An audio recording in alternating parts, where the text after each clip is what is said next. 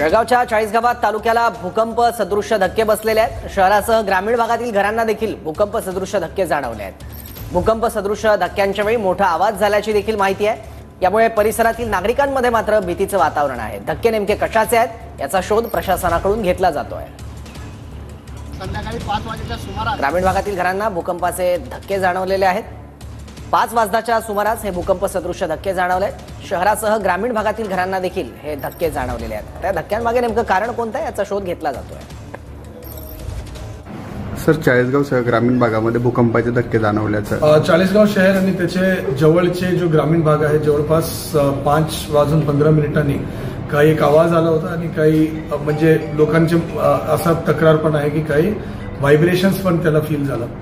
या संदर्भामध्ये आपण जो मेरी नावाची जो संस्थान आहे आणि जो सेस्मिक ऍक्टिव्हिटी या रिजनमध्ये मॉनिटर करतात त्याला पण विचारलं। ते कुठलीही सेस्मिक ऍक्टिव्हिटी मी ऑनलाईन जो काही विभिन्न राष्ट्रीय व आंतरराष्ट्रीय जो सेस्मिक ऍक्टिव्हिटी मॉनिटरिंग वेबसाईट्स आहेत त्याला पण तपासलं। त्याच्यामध्ये पण कुठलीही माहिती त्याच्याबद्दल उपलब्ध नाही।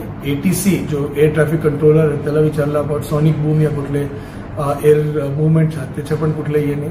स्थानिक प्रशासनांनी ज्या ठिकाणी उपलब्ध असलेले मोठे इंडस्ट्रीज वगैरेला पण विचारलं। त्याच्या संदर्भात पण कुठलीही माहिती या कुठलेही नुकसानची आतापर्यंत माहिती उपलब्ध नाही। माझी सर्व लोकांना यही विनंती आहे की आपण कुठल्याही प्रकारे घाबरू नका या कुठल्याही प्रकारच्या अफवाच्या बळी पडू नका ही माझी सर्वांना विनंती आहे।